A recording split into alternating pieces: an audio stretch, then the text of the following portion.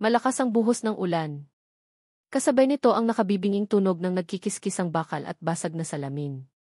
Para kay Iki Alejandro del Rosario, ang tunog na iyon ay mas malakas pa sa kulog na yumayanig sa kalangitan ng Santa Rosa. Otomatikong napapreno niya ang kanyang mamahaling sasakyan, kasabay ng pagkabog ng kanyang dibdib. Sa gitna ng kalsada, ilang metro lang mula sa kanya, isang jeepney ang nakatagilid, umuusok at wasak. Mga sigaw. Mga iyak. Ganyan ang tunog ng trahedya. Napahigpit ang kapit ni Alex sa manibela. Pwede siyang magpatuloy. Pwede niyang iwasan ang gulo, ang responsibilidad. Umuwi sa kanyang malaki at tahimik na penthouse, buksan ang isang bote ng mamahaling alak at kalimutan ang lahat. Iyon ang madaling gawin. Pero sa ilalim ng suot niyang Italian suit at sa likod ng pangalan niya bilang isa sa pinakamatagumpay na cardiac surgeon sa bansa, isa pa rin siyang doktor. At may mga taong nangangailangan ng tulong. Isang mabilis na buntong hininga. Tinanggal niya ang kanyang seatbelt, binuksan ang pinto, at hinarap ang bagsik ng ulan. Agad siyang nabasa. Hindi niya ito ininda.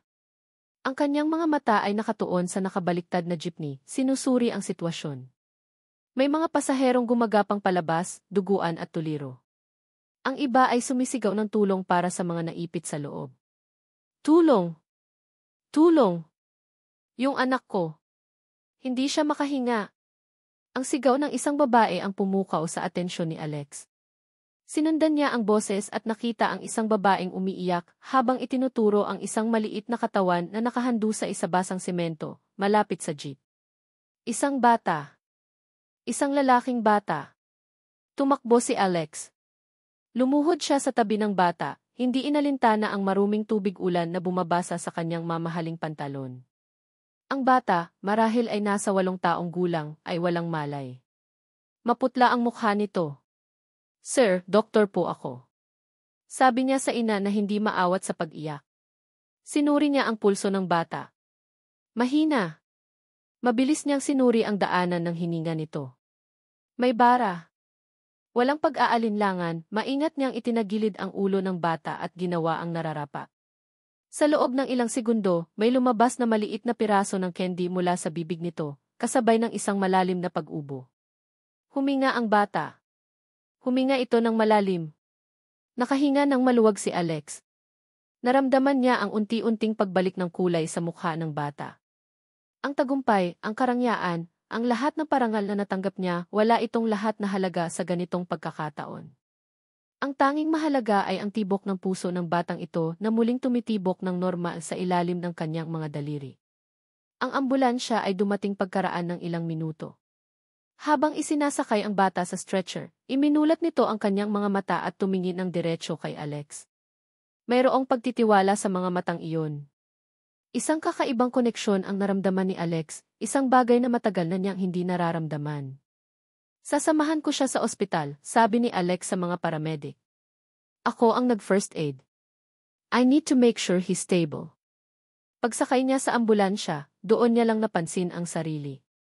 Basang-basa, marumi at mukhang hindi isang elite surgeon. Pero sa kauna-unahang pagkakataon sa loob ng maraming taon, naramdaman niyang buo ang kanyang pagkatao. Sa emergency room ng pinakamalapit na ospital, muling bumalik si Alex sa kanyang mundo. Ang mundo ng mga utos, ng mabilis na desisyon, ng amoy ng antiseptic. Ibinigay niya ang lahat ng detalye sa mga doktor, tiniyak na ang bata ay nasa mabuting kamay. Habang naghihintay siya sa labas ng cubicle, sinubukan niyang tawagan ang kanyang sekretarya para i-cancel ang kanyang mga appointment, pero doon niya lang napansin na naiwan niya ang kanyang cellphone sa kotse. Napabuntong hininga siya. Gulo. Isang malaking gulo. Maya-maya, bumukas ang pinto ng emergency room. May mga yabag na tumatakbo. Isang boses ng babae, puno ng pag-aalala. Nasaan ang anak ko? Si Marco. Naaksidente daw po siya. Napalingon si Alex sa pinanggalingan ng boses. At sa sandaling iyon, parang huminto ang pag-ikot ng mundo.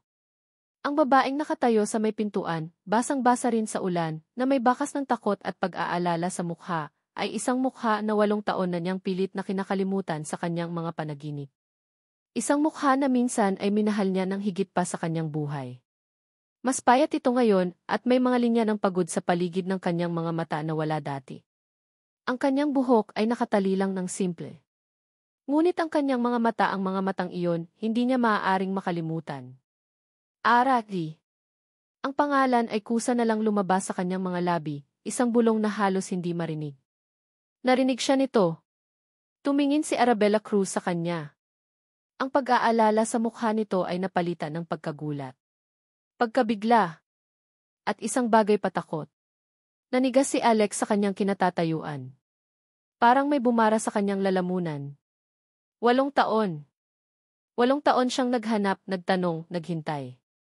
8 taon mula nang umalis ito nang walang paalam, na parang bula. At ngayon, sa isang maulang hapon, sa isang hindi inaasahang pagkakataon, narito ito sa harapan niya. Pero bago pa man siya makapagsalita, bago pa man niya maihanda ang sarili sa anumang sasabihin, isa pang sorpresa ang dumating. Mama! Isang batang babae, kamukhang-kamukha ni Ara, ang tumakbo papasok at yumakap sa binti nito. Kasunod nito, 2 pang mas maliliit na bata, isang lalaki at isang babae, marahil ay kambal, ang humabol at yumakap din sa kanilang ina. Mama, okay lang po ba si Kuya Marco? Tanong ng batang babae.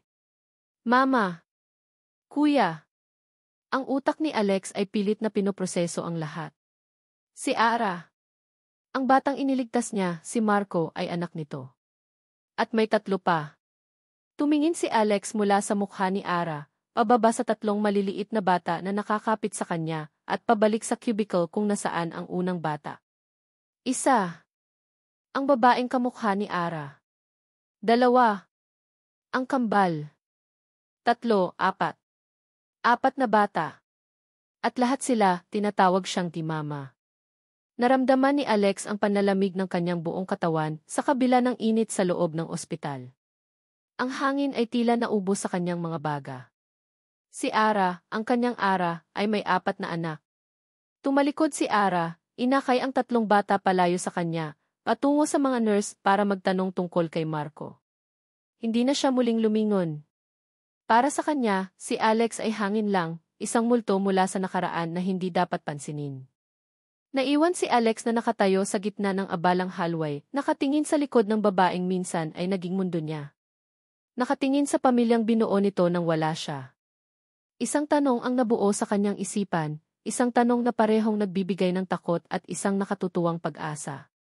Isang tanong na babago sa lahat. Sa isang mahinang bulong na para lang sa kanyang sarili, habang pinapanood niya ang paglaho nila sa isang sulok, tinanong niya ang universo. Mga anak ko. Ang biyahe pa uwi ay isang malabong panaginip para kay Arabella Cruz.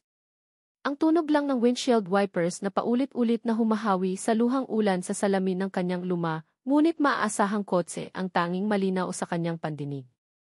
Bawat paghawi nito ay parang isang bulong, nakita ka niya. Nakita ka niya. Nanginginig ang kanyang mga kamay habang nakakapit sa manibela. Sa tabi niya, si Marco ay tahimik na nakasandal, nakabalot sa kumot na ibinigay ng ospital. Sa likod, ang kambal na sina Leo at Leah ay nakatulog na sa pagod, habang si Maria naman ay nakatingin lang sa labas, pinapanood ang mga patak ng ulan na nag-uunahan sa bintana. Ligtas ang mga anak niya. Iyon ang pinakamahalaga. Ngunit ang kaligtasan na iyon ay may kasamang panganib na hindi niya inaasahan. Isang panganib na may pamilyar na mukha, pamilyar na pangalan, at mga matang tumago sa kaluluwa niya kanina sa ospital. Alex. 8 taon. 8 taon niyang itinayo ang isang pader sa paligid ng kanyang puso at ng buhay na binuo niya para sa kanyang mga anak. Isang pader na gawa sa kasinungalingan, sa paglimot at sa distansya. Ngayong gabi, sa isang iglap, gumuho ang pader na iyon. Mama, sino po iyong lalaki kanina?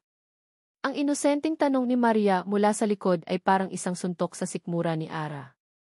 Napahigpit lalo ang kapit niya sa manibela. Kaibigan lang ni Mama, anak, pagsisinungaling niya, at naramdaman niya ang pait sa kanyang dila. Doktor siya. Tinulungan niya si kuya mo. Hindi na muling nagsalita si Maria. Pero alam ni Ara na ang tanong na iyon ay mananatili. Pagdating nila sa kanilang maliit, ngunit maaliwalas na apartment sa isang tahimik na subdibisyon, mabilis niyang inasikaso ang mga bata. Binuhat niya ang natutulog na si Leo habang inaalalayan si Elia. Si Maria naman ang nagdala ng mga gamit nila. Maingat niyang inihiga si Marco sa kama nito, pinainom ng gamot at hinalikan sa noo. Nang masiguro niyang mahimbing na ang tulog ng apat, doon lang niya naramdaman ang pagod.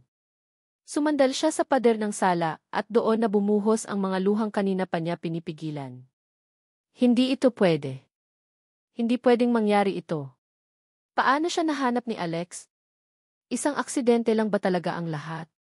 O simula pa lang ito ng isang bangungot na matagal na niyang tinakasan? Biglang tumunog ang kanyang cellphone.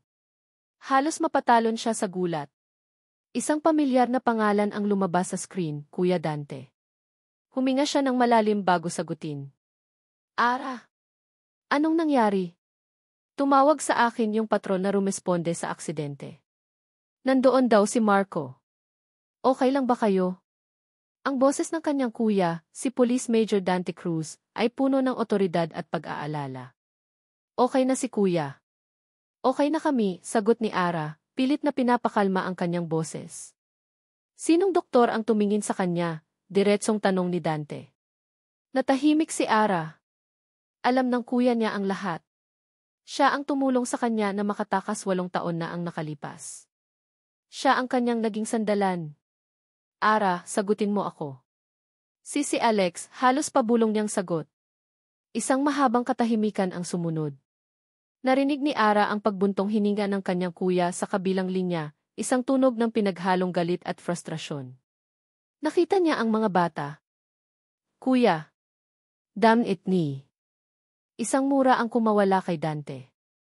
Huwag kang mag-alala, Ara. Manatili ka lang dyan. Huwag kang makikipag-usap sa kanya. Huwag mong sasagutin ang mga tawag niya. Ako na ang bahala sa kanya. Kuya, anong gagawin mo? Gagawin ko ang kailangang gawin para protektahan ang pamilya natin, mariing sabi ni Dante. I-lock mo ang mga pinto. Tatawagan kita ulit mamaya. Pagkababa ng tawag, napaupo si Ara sa sofa. Ang mga salita ng kanyang kuya ay dapat nagbigay sa kanya ng kapanatagan, pero mas lalo lang siyang kinabahan. Alam niya kung gaano kaprotektibo si Dante. Alam niyang gagawin nito ang lahat, kahit pa lumagpas sa linya. Napatingin siya sa sarado ng pinto ng kwarto ng mga bata. Ang mga mukha nila ang nagpapaalala sa kanya kung bakit siya umalis. Kung bakit kailangan niyang lumayo. Bigla, bumalik ang lahat. Nasa loob siya ng isang malaki at malamig na kondo unit. Nakaupo si Alex sa harapan niya, ang mukha nito ay seryoso, walang emosyon. Kakapromote pa lang nito bilang pinakabatang head ng surgery. Ang mundo ay nasa kanyang mga kamay. Ara, alam mong mahal kita, simula ni Alex, pero ang boses niya ay walang init. Pero hindi ito ang tamang panahon. Anong ibig mong sabihin? Tanong ni Ara. Habang hawak-hawak ang kanyang tiyan kung saan nagsisimula palang mabuo ang kanilang unang anak. Isang pagkakamali ang batang yan, Ara, sabi ni Alex, at ang mga salitang iyon ay parang patalim na tumusok sa puso niya. Masisisira ang career ko. Masisira ang future natin. Kailangan mong alisin yan. Alex, anak natin to, umiiyak na sabi ni Ara. May mga paraan, Ara. Isang simpleng procedure lang. Pagkatapos nito, pwede tayong magsimula ulit kapag handa na tayo. Bumalik si Ara sa kasalukuyan, nanginginig at humihingal. Ang sakit ng alaalang iyon ay sariwa pa rin, kahit 8 taon na ang nakalipas. Iyon ang gabi na namatay ang pagmamahal niya para kay Alex. Iyon ang gabi na nagdesisyon siyang tumakas, dala-dala ang sikretong hindi nito kailanman nalaman, na hindi lang pala isa, kundi 2 ang dinadala niya sa kanyang sinapupunan. Tumayo siya at nagpunta sa banyo. Tumingin siya sa salamin, sa babaeng pagod at takot na nakatingin pabalik sa kanya. Hinilamusan niya ang kanyang mukha ng malamig na tubig. Hindi. Hindi na siya ang babaeng iyon. Isa na siyang ina. Isa siyang pulis. Matatag siya. Kakayanin niya ito. Para sa kanyang mga anak, kakayanin niya. Hiye. Hiye. Hiye. Isang malakas na katok sa pinto ang bumasag sa katahimikan ng gabi. Nanigas si Ara. Ang puso niya ay nagsimulang tumibok ng napakabilis, parang gustong kumawala sa kanyang dibdib. Sino ang kakatok ng ganoong oras ng gabi? Dahan-dahan siyang lumakad papunta sa pinto, bawat hakbang ay mas mabigat kaysa sa nauna.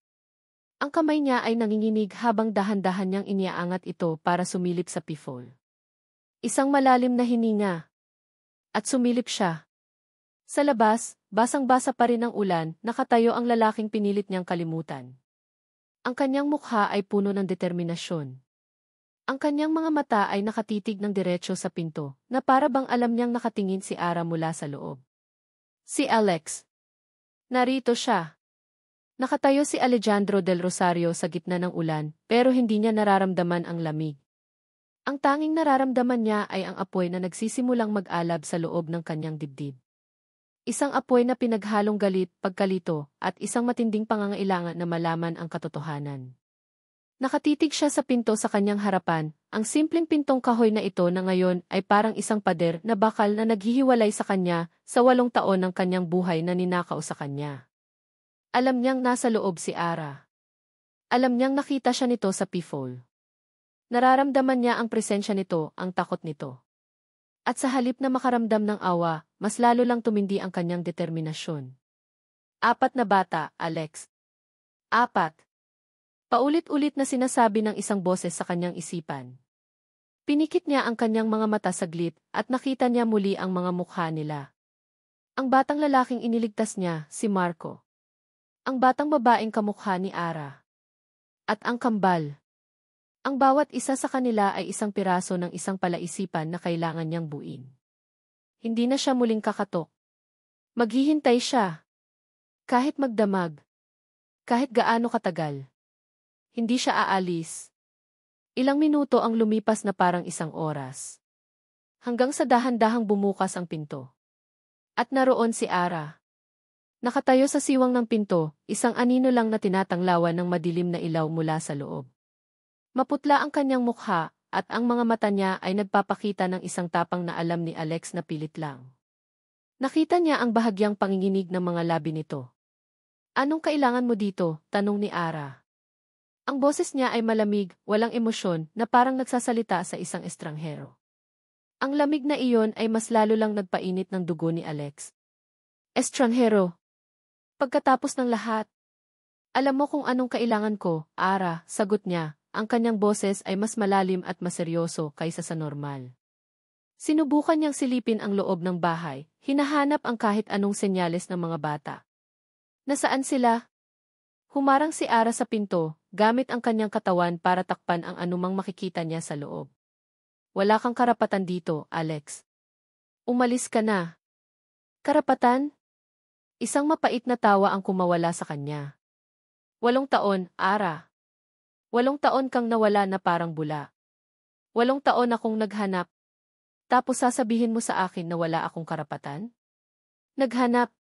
O kinalimutan mo rin ako na parang bula, ganti ni Ara, at sa unang pagkakataon, nakita ni Alex ang kislap ng galit sa mga mata nito. Iniwan mo ako, Alex. Huwag mong kalimutan yan.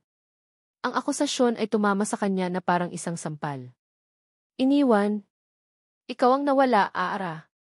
Isang araw, pag-uwi ko, wala ka na. Walang damit, walang gamit, walang kahit isang sulat.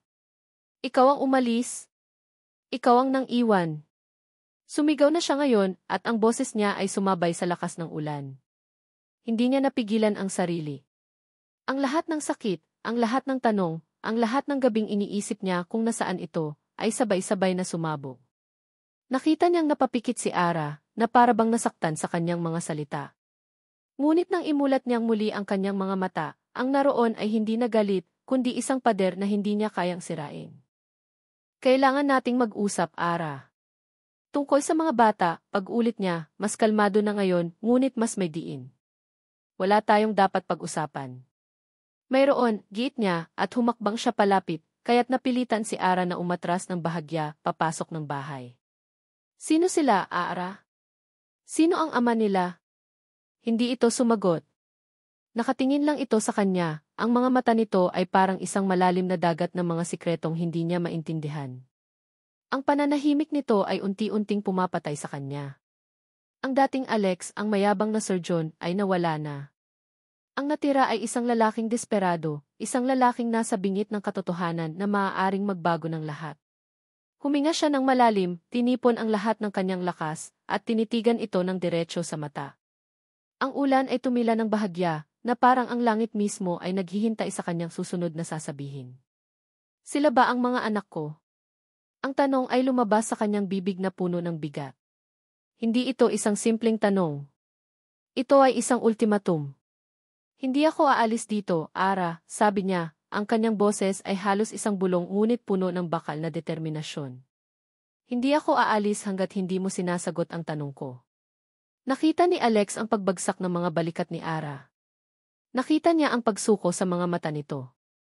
Nakita niya ang pagbuka ng bibig nito, handa nang magsalita. Ito na. Malalaman na niya. Ngunit bago pa man mailumabas na salita mula sa kanya, isang anino ang biglang lumitaw sa likuran ni Alex. Isang presensya na mas malaki, mas matigas. Isang kamay ang marahang ngunit may bigat na dumapo sa kanyang balikat. Napalingon si Alex at sinalubong siya ng isang pares ng matang kasing lamig ng yelo. Isang lalaking mas matangkad sa kanya, nakasuot ng itim na jacket, at may otoridad na hindi maikakaila. Eric, Cruz doesn't have to answer you, Doctor.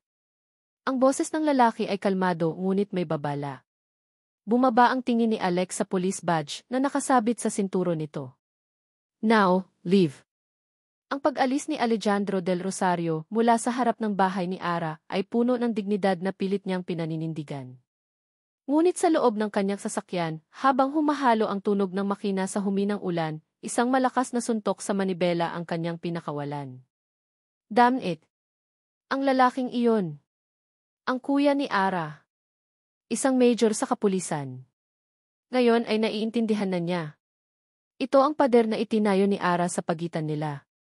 Hindi lang ito gawa sa takot at sikreto, kundi gawa rin sa otoridad at proteksyon. Hindi siya tanga. Alam niyang hindi niya maipipilit ang sarili niya ng basta-basta. Isang maling galaw lang at maaari siyang kasuhan ng trespassing o harassment. Ang major na iyon ay gagawin ang lahat para mangyari iyon. Pero hindi rin siya si Alex del Rosario para lang sumuko. Kung hindi niya kayang daanan ang pader, hahanap siya ng ibang paraan para akyatin ito. Kinuha niya ang kanyang cellphone, ang kamay ay bahagyang nanginginig pa rin sa galit. Nagdial siya ng isang numero. Sir Alex, napatawag po kayo, sagot ng boses sa kabilang linya. Ito si David, ang kanyang pinagkakatiwalaang financial advisor, isang taong maraming koneksyon. David, may kailangan ako, sabi ni Alex, ang boses ay kalmado na ngunit may bigat. Kailangan kong malaman kung saang eskwelahan nag-aaral ang 4 na anak ng isang Police Sergeant Arabella Cruz. Dito lang sa Santa Rosa. Natahimik saglit si David. Sir, medyo personal po yata ang impormasyong iyan. Gawin mo lang, David, mariing utos ni Alex. At bilisan mo. Hindi na nagtanong pa si David. Sa loob ng wala pang isang oras, isang text message ang dumating kay Alex. Pangalan ng isang pampublikong paaralan, hindi kalayuan sa apartment ni Ara. Santa Rosa Elementary School. Kinabukasan, hindi pumasok sa ospital si Alex. Ang lahat ng operasyon at appointment ay ipinakansela niya. May mas mahalaga siyang kailangang gawin. Bandang 3:00 ng hapon, ang kanyang itim na sedan ay nakaparada sa tapat ng eskwelahan. Mula sa loob ng sasakyan, pinanood niya ang paglabasan ng mga bata. Ang ingay, ang tawanan, ang mga magulang na nag-aabang, ito ay isang mundong napakalayo sa kanyang steril at tahimik na operating room. Kinakabahan siya. Ang isang top surgeon na kayang humawak ng puso ng tao, ay hindi alam kung paano haharapin ang mga maliliit na batang ito. Ano ang sasabihin niya? Anong gagawin niya? Napatingin siya sa paper bags na nakalagay sa passenger seat. 2 bucket ng paboritong fried chicken ang lahat, at 4 na laruan na pinili niya kanina sa isang toy store. Isang race car, isang manika, at 2 magkaparehong robot. Para ba siyang nanunuhol? Siguro. Pero sa ngayon, ito lang ang alam niyang paraan. At pagkatapos, nakita niya sila. Sabay-sabay silang lumabas ng gate. Nauna ang kambal na sina Leo at Lia, naghahabulan at nagtatawanan. Sumunod si Maria, ang buhok ay nakatirintas, ang mukha ay puno ng kuryosidad habang tinitingnan ang nagtitinda ng ice cream. At sa likod nilang lahat, si Marco. Tahimik lang itong naglalakad, ang mga mata ay palipat-lipat sa kanyang mga kapatid, na parang isang maliit na gwardiya. Tumibok ng mabilis ang puso ni Alex. Mga anak ko ba sila? Huminga siya ng malalim. Unang hakbang, Alex. Unang hakbang. Bumaba siya ng sasakyan, dala-dala ang mga paper bag, ang lahat ng kumpiyansa niya sa sarili ay biglang nawala. Para siyang isang bagitong estudyanteng magre-report sa klase. Maria. Tinawag niya ang pangalan ng bata. Lumingon ito, ang mga mata ay nanlaki ng bahagya nang makilala siya. May ngiting namuo sa labi nito. Ngunit bago pa man ito makalapit, isang kamay ang humarang dito. Mabilis na pumagit na si Marco, itinago si Maria sa kanyang likuran. Tumingin ito ng diretsyo kay Alex, ang mga mata ay puno ng pagbabantay at hinala. Ang tingin na iyon ay eksaktong kopya ng tingin ni Ara. Sino ka? Tanong ni Marco, ang boses ay maliit ngunit matatag. Natigilan si Alex. Sa kabilang banda, ang kambal ay napansin na siya. Lumapit si Leo, hinila ang laylayan ng kanyang pantalon. Wow, Jollibee. Para sa inyo to, sabi ni Alex, ngumiti siya ng bahagya sa kambal. Inabot niya ang isang paper bag sa kanila, at masayang tinanggap ito ni Leah. Ang maliit na tagumpay na iyon ay nagbigay sa kanya ng kaunting pag-asa. Sinubukan niyang muli. Tumingin siya kay Marco. Kaibigan ako ng mama ninyo. Nakita mo ako sa ospital, di ba? Ako ang tumulong sa'yo. Tinitigan lang siya ni Marco, hindi kumikibo. Hindi niya alam kung ano pa ang sasabihin. Ito na ba iyon? Mabibigo ba siya agad sa unang hakbang pa lang? Bigla, naramdaman niya ang pagbabago sa hangin. Ang masayang ingay ng mga bata sa paligid ay tila humina. Naramdaman niya ang isang matalim na tingin na nakatutok sa kanya. Lumingon siya at naroon si Ara. Nakatayo ito ilang metro ang layo, ang mukha ay hindi maipinta sa galit. Mabilis itong lumakad palapit, ang bawat hakbang ay mabigat. Hindi siya nagsalita. Dumiretso ito sa mga anak niya, hinablot ang paper bag mula sa kamay ng kambal, at hinawakan ng mahigpit ang kamay ni Marco at Maria. Uwi na tayo, sabi ni Ara sa mga bata, ngunit ang mga mata niya ay nakapako kay Alex, nag-aapoy sa galit. Parang sinasabi ng mga matang iyon ang lahat ng salitang hindi niya kayang bigkasin. Traitor.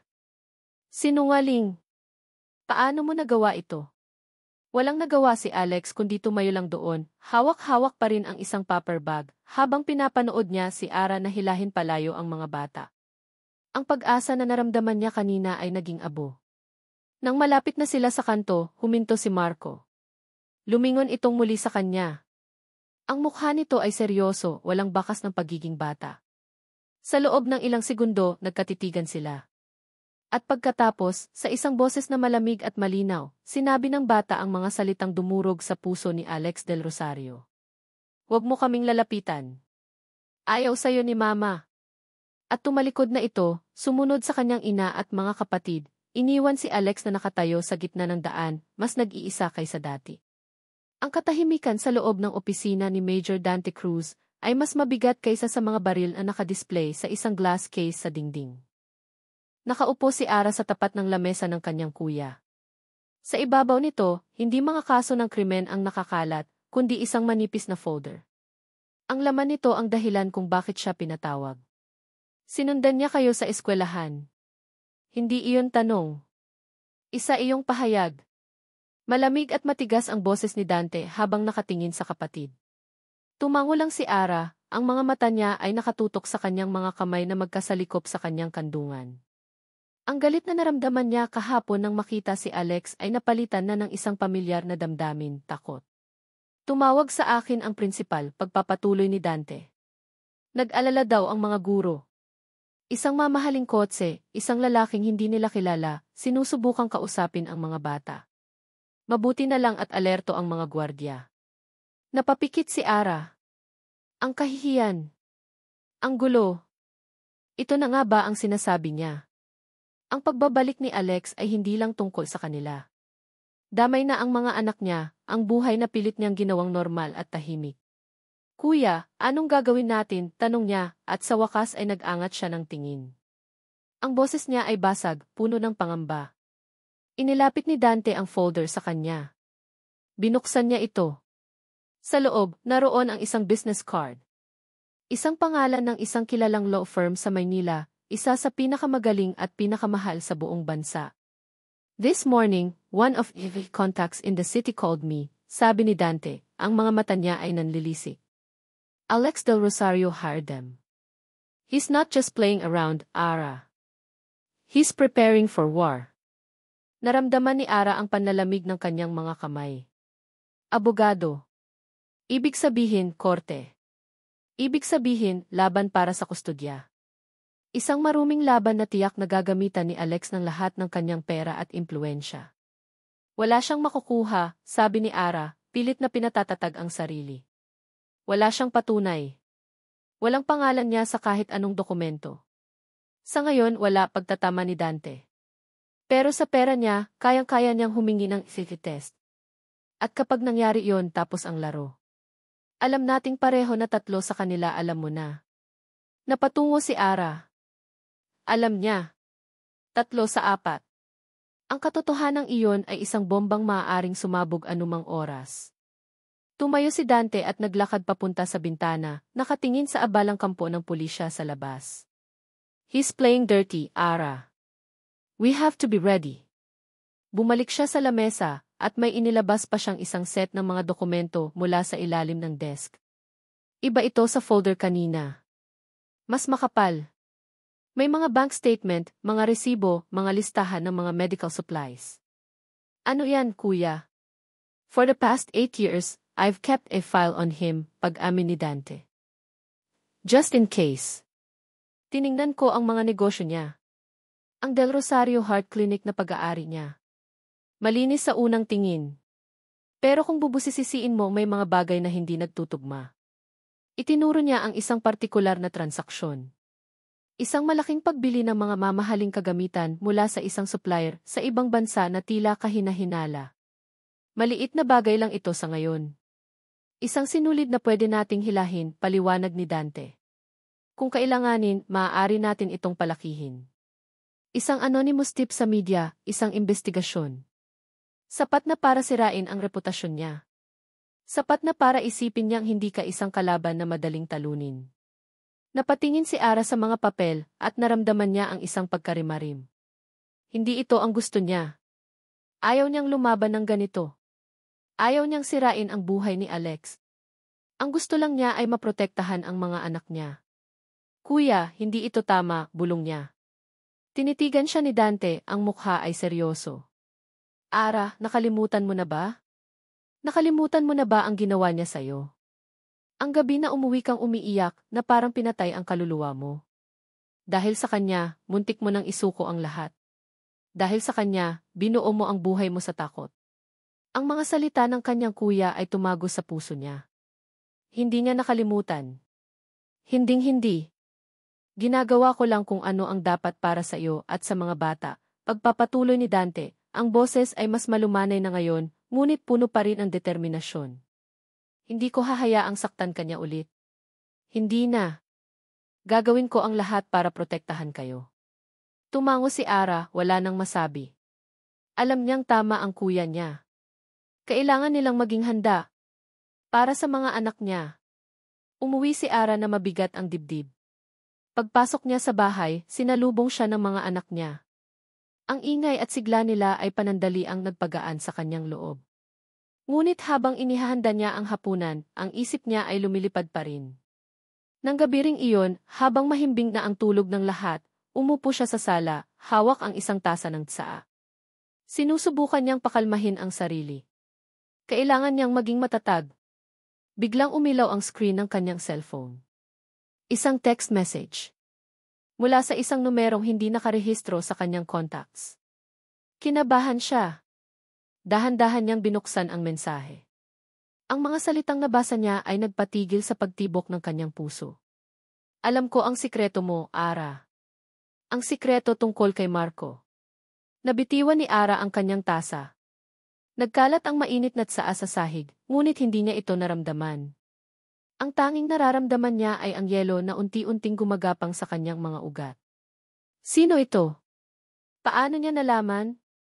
Akala niya, si Alex at ang mga abogado nito ang pinakamalaking banta. Ngayon, napagtanto niya na may isa pang anino sa dilim. Isang aninong nakakaalam ng sikretong mas malaki at mas mapanganib pa. Ang salitang binitiwan ni Marco ay tumatak sa isipan ni Alex ng ilang araw. Ayaw sa'yo ni Mama. Simple lang, ngunit mas masakit pa ito kaysa sa anumang sampal o sigaw. Dahil totoo. At dahil galing ito sa isang batang dapat sana itinatawag siyang T-Papa. Sa loob ng kanyang steril na opisina sa klinik, hindi siya makapag-concentrate. Ang mga X-ray film ay nagmistulang mga blankong papel. Ang mga medical chart ay mga walang kwentang numero. Ang tanging nakikita niya ay ang mukha ni Ara na puno ng galit at ang mga mata ni Marco na puno ng hinala. Hindi na ito pwede. Ang pagiging emosyonal at padalos-dalos ay hindi gumagana. Kailangan niyang gamitin ang tanging bagay na nagdala sa kanya sa tagumpay, ang kanyang utak.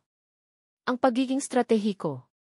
Tinawagan niya ang kanyang abogado, si Atty. Romero. Gusto kong makita ang mga bata, attorney, sabi ni Alex, ang boses ay kalmado na, ngunit may bakal sa ilalim nito. A.F. Del Rosario, sa ngayon, wala pa tayong legal na basehan. Gumawa ka ng paraan, putol ni Alex. Hindi ako maghahain ng kaso. Hindi pa. Pero gusto ko ng isang supervised visit. Isang oras lang. Sa isang pampublikong lugar. Ipadala mo sa kanya ang isang formal na request. Hayaan mong malaman niya na seryoso ako, pero handa akong maging sibilisado. Let's see how she reacts to a professional approach, instead of an emotional one. Ito ay isang kalkulado na galaw. Kung tatanggi si Ara sa isang makatwirang hiling, magagamit iyon ni Alex laban sa kanya sa hinaharap. Kung papayag siya, panalo pa rin siya.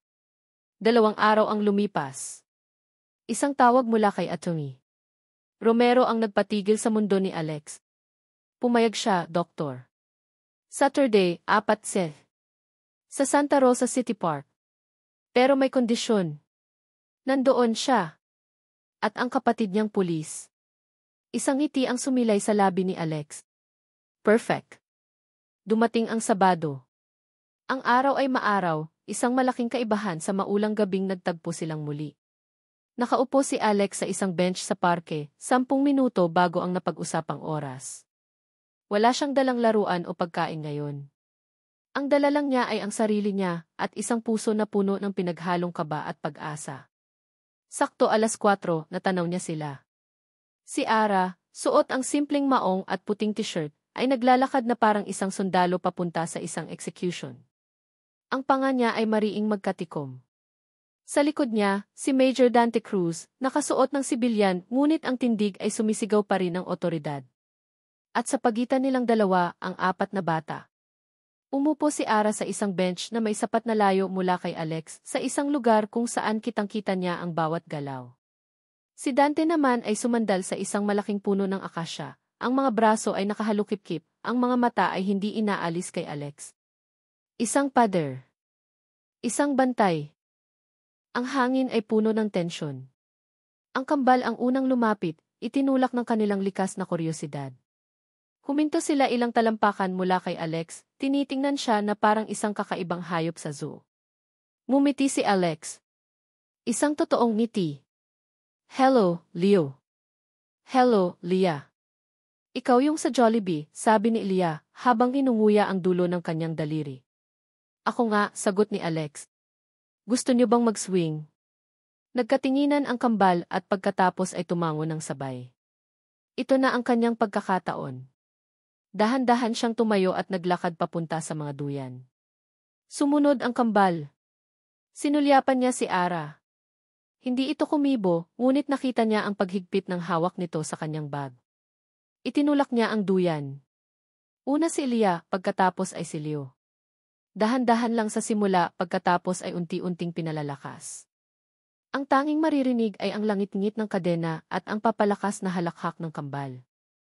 Higher, Tito Doctor. Higher, sigaw ni Leo. Ang salitang itito ay nagdulot ng isang kakaibang init sa dibdib ni Alex. Ang tawa ng mga bata ay musika sa kanyang pandinig. Sa loob ng ilang minutong iyon, nakalimutan niya ang mga abogado, ang mga sikreto, ang galit. Ang naroon lang ay siya at ang 2 maliliit na batang ito, sa ilalim ng araw. Habang abala siya sa kambal, napansin niyang umupo si Marco sa damuhan, malayo sa kanila, at nagsimulang mag-drawing sa isang maliit na notepad. Si Maria naman ay lumapit sa kanyang ina. Pagkatapos ng ilang minuto, lumapit si Alex kay Marco. Hindi siya umupo sa tabi nito. Umupo siya sa damuhan ilang talampakan ang layo, para hindi ito makaramdam ng pagbabanta. "Ano yan?" tanong ni Alex sa isang mahinang boses. Hindi sumagot si Marco. Ipinagpatuloy lang nito ang pagguhit. Hindi pinilit ni Alex. Tumingala na lang siya sa langit. "Alam mo ba, noong kasing edad mo ako, paborito kong tingnan ang mga bituin." Wala pa ring kibo si Marco, ngunit nakita ni Alex na huminto ito sa pagguhit. May isang constellation na tinatawag na Orion, pagpapatuloy ni Alex. May 3 bituin doon na magkakasunod. Iyon ang belt niya. Madaling hanapin. Sabi ng lolo ko, kapag naliligaw ka raw, hanapin mo lang si Orion at ituturo niya sa iyo ang daan pauwi. Dahan-dahang lumingon si Marco sa kanya, ang mga mata ay puno ng kuryosidad sa unang pagkakataon. "Talaga po?" Tumango si Alex, isang maliit na ngiti ang sumilay sa kanyang mga labi. "Isang araw, kung gusto mo, pwede nating tingnan sa gabi." Hindi sumagot si Marco, ngunit ibinalik nito ang tingin sa kanyang notepad. At sa sulok ng kanyang mata, nakita ni Alex na idinagdag ni Marco ang 3 maliliit na bituin sa kanyang drawing. Isang tagumpay.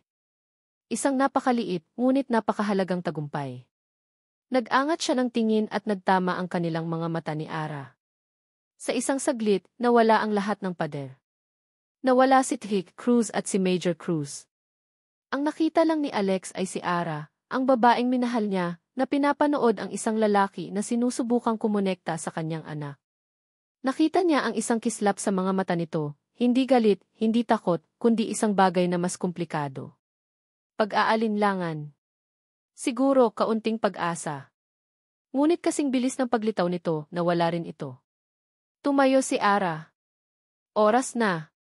Tapos na ang isang oras. Habang naglalakad sila palayo, naramdaman ni Alex ang isang pakiramdam na matagal na niyang hindi naramdaman. Pag-asa. Isang tunay na pag-asa. Pagbalik niya sa kanyang sasakyan, umupo siya roon ng ilang minuto, ninanamnam ang mga nangyari. Ang tawa ni Leah. Ang salitang tito mula kay Leo. Ang 3 bituin sa drawing ni Marco. Biglang nag-vibrate ang kanyang cellphone. Isang email mula kay Atty. Romero. Subject, as requested. Binuksan niya ang email. Mayroong naka-attach na CF file. Dahan-dahan niyang na-download ito. Ito na ang mga dokumentong hinihintay niya. Mga kopya ng birth certificate ng mga bata. Unang lumabas ang kay Leo at Leah. Magkaparehas ang birthday. Mother, Arabella Cruz. Father, unidentified. Inaasahan na niya ito. Sunod niyang binuksan ang kay Maria. Ang birthday niya ay halos 3 taon na mas maaga kaysa sa kambal. Nagtaka siya. Ibig sabihin, hindi sila sabay-sabay? At panghuli, binuksan niya ang kay Marco. Kapareho ito ng birthday ni Maria. Kambal din sila. Hinanap ng kanyang mga mata ang pinakamahalagang bahagi. Mother, Arabella Cruz. Father. Nanigas si Alex. Tinitigan niya itong muli, pinalaki ang dokumento sa screen ng kanyang cellphone. Hindi nakasulat ang unidentified. Hindi rin nakasulat ang pangalan ng ibang lalaki. Ang espasyo para sa pangalan ng ama ay blanko. Walang sulat. Walang kahit anong marka. Na para bang kinalimutang sulatan. O sinadyang iwanang walang laman. Ang lahat ng pag-asang naramdaman niya kanina ay biglang napalitan ng isang malalim na pagkalito. Bakit? Bakit blanko?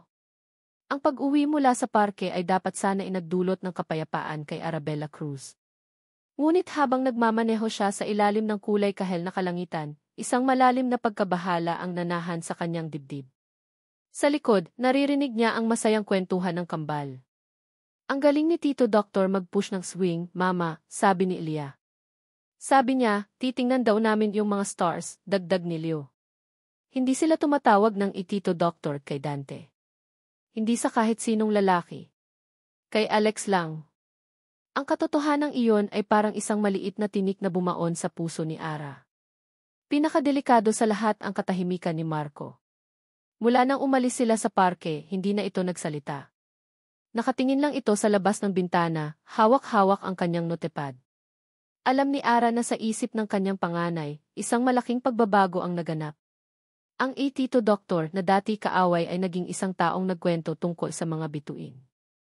Ang pader na 8 taon niyang itinayo ay unti-unti nang binabasag ni Alex. Hindi sa pamamagitan ng puwersa o galit, kundi sa pamamagitan ng pasensya at mga halakhak ng kanyang sariling mga anak. Kasabay nito, ang text message mula sa hindi kilalang numero ay parang isang multo na bumubulong sa kanyang isipan. Alam ko ang sikreto mo, Ara. Ang sikreto tungkol kay Marco. Sino? Paano? Nasa gitna siya ng 2 panganib. Ang isa ay nasa harapan niya, isang panganib na may pamilyar na mukha. Ang isa naman ay nasa dilim, isang panganib na hindi niya kilala. At pareho silang humahabol sa iisang bagay, ang kanyang pinakamalalim na sikreto. Habang papaliko siya sa isang mas tahimik na kalsada, isang shortcut pa uwi, napansin niya ang isang pamilyar na itim na sedan sa kanyang rearview mirror. Mabilis ang takbo nito.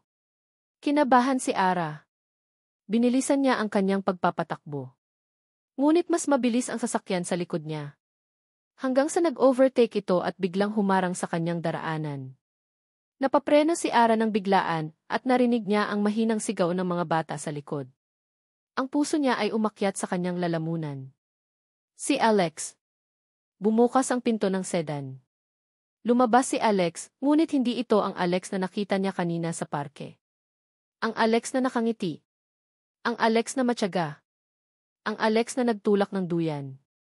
Ang Alex na nasa harapan niya ngayon ay may mukha na parang bato, malamig at walang emosyon. Ang mga mata niya ay nakatitig sa kanya, at sa mga matang iyon, nakita ni Ara ang isang bagyo na nagbabadyang dumating. Lumabas siya ng kotse. Ano nang ginagawa mo? Nandito ang mga bata. Hindi siya pinansin ni Alex. Naglakad ito palapit, ang mga hakbang ay mabigat at may layunin. Huminto ito sa harap niya at itinaas ang kanyang cellphone. Ang screen nito ay maliwanag sa papalubog na araw. Explain this, Ara. Ang boses niya ay walang init, walang galit. Isang bagay na mas malala pa roon. Malamig na determinasyon. Tumingin si Ara sa screen. Nakita niya ang isang kopya ng birth certificate. Nakita niya ang pangalan ni Marco. At nakita niya ang espasyong dapat sanay may nakasulat na pangalan ng ama. Blanco. Naramdaman niya ang pagkawala ng lahat ng dugo sa kanyang mukha. Ang hangin ay tila naubos. Ito na. Ito na ang katapusan. Alex, mag-usap tayo pero huwag dito, pakiusap niya, ang boses ay nanginginig. Please, yung mga bata. Ngayon, Ara. Dito, git niya, hindi inaalis ang tingin sa kanya. Bakit Blanco? Bakit magkaiba ang birthday nila ng kambal? Anong tinatago mo? Alam niyang wala na siyang takas. Ang mga kasinungalingan niya ay naipon na at ngayon ay guguho na sa kanya.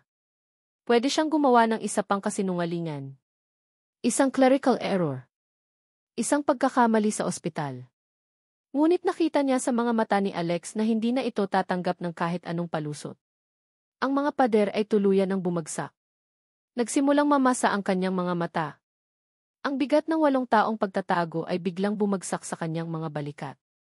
Hindi mo maiintindihan, simula niya, ang boses ay basag na sa pag-iyak. Subukan mo ako, sigaw ni Alex at sa wakas, lumabas na ang galit. Umiling-iling si Ara, habang sunod-sunod na pumatak ang kanyang mga luha. Kasi tumingin siya kay Alex, sa lalaking minsan niyang minahal, sa lalaking sinaktan siya ng todo, sa lalaking ngayon ay handa niyang wasakin. Huminga siya ng malalim at binitiwan ang katotohanan na parang isang basag na bote. Si Marco hindi mo siya anak, Alex. Ang katahimikan na sumunod ay nakabibingi. Ang tanging maririnig ay ang mahinang ihip ng hangin at ang tunog ng sarili niyang humihikbing paghinga. Nakita ni Ara ang pagbabago sa mukha ni Alex. Ang galit ay dahan-dahang nawala. Napalitan ito ng pagkalito. Isang malalim, hindi makapaniwalang pagkalito. Aano? Siya at si Maria, pagpapatuloy ni Ara, bawat salita ay parang kutsilyong sumusugat din sa sarili niyang lalamunan. Anak sila ni Richard. Ang dati kong boyfriend. Ang pulis na kasama ko noon. Namatay siya sa isang operasyon, Alex. At hindi ko alam na buntis na pala ako. Pinunasan niya ang kanyang mga luha. Pagkatapos ng lahat, sa sobrang sakit, sa sobrang pagkalito bumalik ako sa'yo. Saglit lang. Isang gabi. Doon nabuo si Leo at Leah. Ang buong katotohanan. Ngayon ay nasa labas na. Nakalatag sa pagitan nilang dalawa, pangit at masakit. Tinitigan niya si Alex. Ang pagkalito sa mukha nito ay dahan-dahang napalitan ng isang bagay na mas masahol pa. Pagkaintindi. At pagkatapos ang realisasyon. Nakita niya kung paano gumuho ang mundo sa mga mata nito. Ang pag-asa kanina sa parke, ang ngiti, ang lahat ay naging abo. Ang mukha niya ay naging isang maskara ng sakit na hindi niya pa kailanman nakita. Sa wakas, nagsalita si Alex. Ang boses niya ay flat, walang buhay, puno ng isang sakit na tumatagos hanggang buto. So all this time tumingin ito sa kanya, ang mga mata ay basag na basag. Nagsinungaling ka. Hindi ito isang tanong. Ito ay isang hatol. At pagkatapos, tumalikod na si Alex. Naglakad siya pabalik sa kanyang sasakyan, ang mga balikat ay bumagsak. Hindi na siya lumingon pa. Sumakay siya, pinaandar ang makina, at umalis, iniwan si Ara na nakatayo sa gitna ng daan, umiiyak, habang ang apat na bata ay tahimik na nanonood mula sa loob ng kotse. Hindi alam ni Alejandro del Rosario kung paano siya nakauwi. Ang biyahe mula sa kalsadang iyon pabalik sa kanyang penthouse ay isang blankong espasyo sa kanyang alaala. Ang tanging naririnig niya ay ang paulit-ulit na boses ni Ara, isang sirang plaka na tumutugtog sa loob ng kanyang isipan. Hindi mo siya anak, Alex. Hindi mo siya anak. Pagpasok niya sa malaki at walang buhay niyang tahanan, ang katahimikan ay sumalubong sa kanya na parang isang sampal. Inihagis niya ang susi ng kanyang kotse sa isang mamahaling babasaging tray, at ang tunog nito ay umalinggaw sa kabuuan ng lugar. Tumingin siya sa paligid. Ang mga disenyong kasangkapan. Ang mga painting sa dingding. Ang malawak na bintana na nagpapakita ng kumikinang na mga ilaw ng syudad. Ang lahat ng ito ay simbolo ng kanyang tagumpay. Ngunit ngayong gabi, ang lahat ng ito ay simbolo ng kanyang kabiguan. Isang malaki, malamig at walang lamang kabiguan. Tiningnan niya ang cellphone sa kanyang kamay. Nandoon pa rin ang imahe ng birth certificate ni Marco. Ang blankong espasyo. Ang kasinungalingan. Isang mabangis na sigaw ang kumawala mula sa kanyang lalamunan, isang sigaw ng sakit, ng galit, ng pagkakanulo. At sa isang marahas na galaw, ibinato niya ang cellphone sa pader. Crack! Nabasag ang screen nito sa 100 piraso. Nahulog ito sa mamahaling sahig na gawa sa kahoy, isang wasak na testamento sa kanyang wasak na pag-asa. Napahilamos siya sa kanyang mukha. Nagsinungaling siya. Sa loob ng 8 taon, nagsinungaling siya. Hindi ang katotohanan na hindi niya anak si Marco ang pinakamasakit. Masakit iyon. Isang suntok sa kanyang ego, sa kanyang pagkalalaki. Ngunit ang mas masakit ay ang alaala ng mga huling araw. Ang alaala ng mga mata ni Marco sa ospital. Ang tiwala. Ang alaala ng paglapit nito sa kanya sa parke. Ang kuryosidad. Ang alaala ng 3 bituin na iginuhit nito sa kanyang notepad. Ang koneksyon. Naramdaman niya ang koneksyong iyon. Totoo iyon para sa kanya. Ngunit para kay Ara, ano iyon? Isang malaking komedya. Isang palabas para pagtawanan siya. Ayaw sa'yo ni Mama. Ngayon, ang mga salitang iyon ay may mas malalim na kahulugan. Hindi lang dahil sa galit ni Ara, kundi dahil sa katotohanang hindi talaga siya kabilang. Hindi siya parte ng pamilyang iyon sa paraang inaakala niya. Gusto ko ba ng isang pamilyang hindi buo? Isang pamilyang may pirasong hindi sa akin. Ang mayabang na bahagi ng kanyang pagkatao, ang Alex del Rosario na sanay na nakukuha ang lahat ng gusto niya, ay sumisigaw ng hindi. Ngunit ang isa pang bahagi, ang bahaging nakaramdam ng tawa ng kambal at nakakita ng kislap sa mga mata ni Marco, ay nalilito. Kinuha niya ang isa pang telepono, ang kanyang personal na linya, at tinawagan si Atty. Romero. Attorney, sabi niya, ang boses niya ay walang emosyon, na para bang isang makina. Doktor, may balita na ba? Ipaos mo lahat, putol ni Alex. Lahat ng plano. Lahat ng paghahanda. Just stop everything. I need to think. Hindi na nagtanong pa ang abogado. Isang simpleng masusunod po, doktor, ang kanyang isinagot bago ibaba ang tawag. Naglakad si Alex papunta sa kanyang minibar. Kumuha siya ng isang bote ng pinakamahal niyang whiskey at isang baso. Hindi na siya nag-abalang lagyan ito ng yelo. Nagsalin siya at ininom ito ng isang lagukan. Ang apoy na gumuhit sa kanyang lalamunan ay hindi kayang tumbasan ang apoy na sumusunog sa kanyang dibdib. Nagsalin siyang muli. At muli. Dinala niya ang bote at baso sa may bintana. Tumingin siya sa syudad sa ibaba. Milyon-milyong ilaw. Milyon-milyong buhay. Milyon-milyong pamilya.